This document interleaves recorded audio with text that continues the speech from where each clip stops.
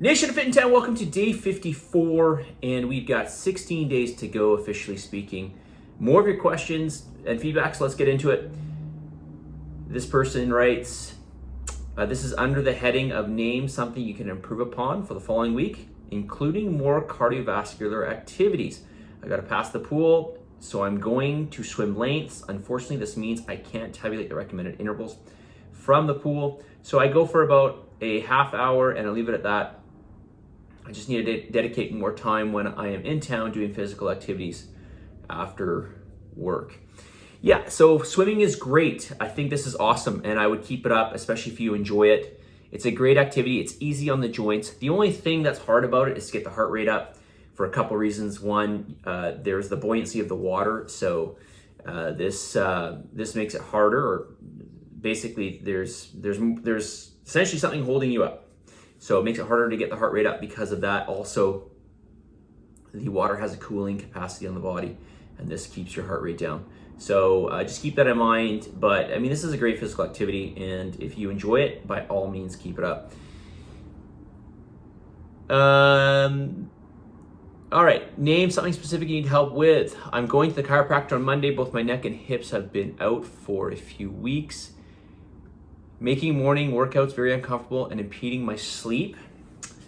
My stress levels have been really high the last while too, so I would appreciate some advice on mitigating the physiological effects of stress. My go-to stress responses are to drink alcohol and eat candy and junk food, aside from just quote, going for a walk, because I do not have the time or attention span to refocus on work projects after a walk. What else can I do throughout the day to help manage stress?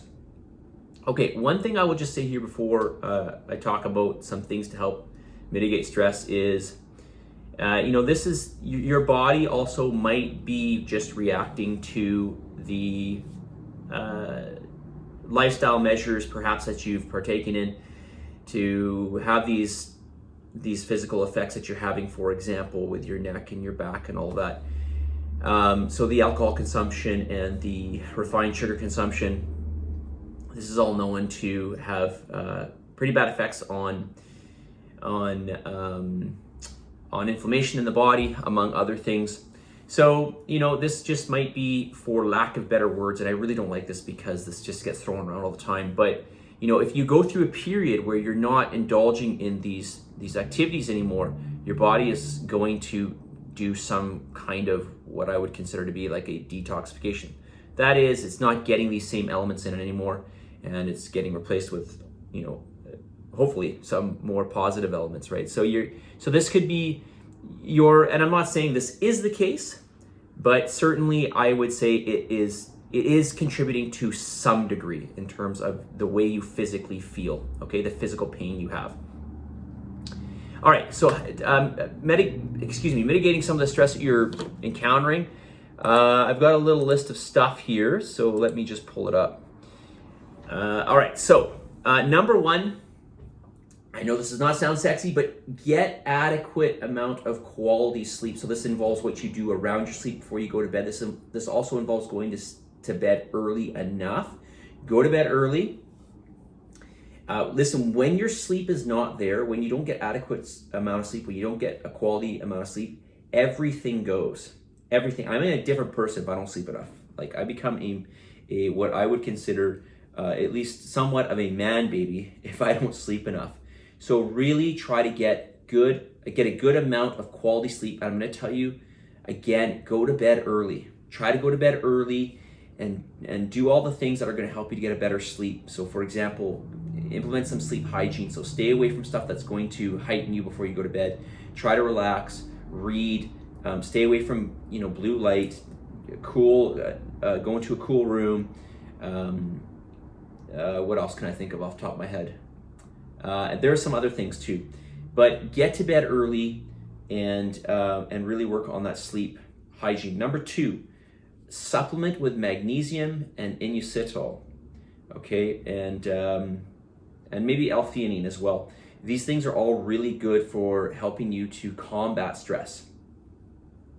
Okay, B complex would be helpful as well. Okay, so again, supplementing with, actually, I still have this sitting on my desk here from a couple days ago. The Yin Reserve is actually a great tool to use for stress because it's got inositol and it's got magnesium and it's got L-theanine actually in it. And this is what this is actually used for. It's used for helping you to relax. Okay, so the Yin Reserve. Number 3, get sunlight in. Just try to get some sunlight in. Get some natural. I mean, I realize that it's much darker these days, but try to get some natural light every single day. This has bearing on how we feel, on our mood and everything. Number 4, I know you mentioned about walking, but I'm going to say this. Try to walk or get out in nature around ocean, waterfalls, mountains. These are places that are really rich in negative ions, and negative ions help to calm you. All right, so try to get yourself out into nature, into some form of nature, mountains, water, etc. Number 5, surround yourself with as much positivity as possible. Avoid toxic environments, avoid toxic people, avoid news, and of course, try to feed your thoughts with positivity. Be conscious of where your mind is going, be conscious of what you're taking in, and if you do find yourself in environments that are toxic, if you're reading news, if you're in a negative environment, whatever, try to switch that, get away from that, okay, and institute some positivity. Number 6, start your day by accomplishing something.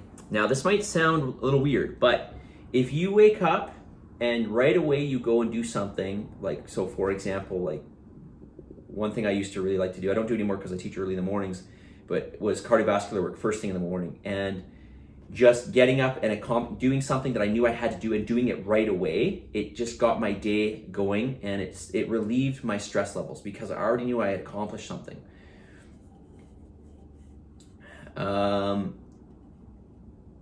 Number 7, hydrate first thing in the morning. Okay, you may not think of how's this related, but essential minerals are going to be helpful to, especially magnesium. It's going to be helpful to helping you to reduce stress, but also the hydration is going to make you allow you to feel more alert and more energetic. Okay, so you'll be able to deal with things much better. Number 8, grounding. Am I already at 8 minutes? Wow. Okay, number 8.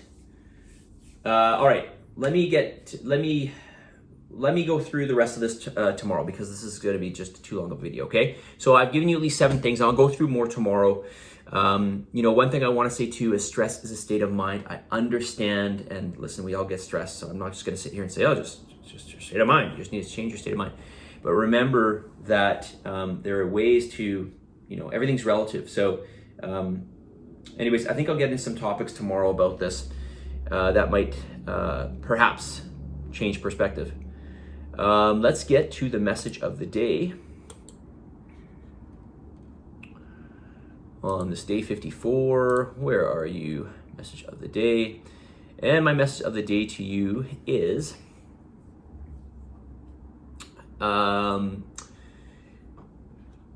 you may think that this challenge is talent-based or genetic-based, and to some degree, yes, we're not all on the exact playing field, of course. Our age, our sex, our background, our genetics, everything's going to play to some degree some role.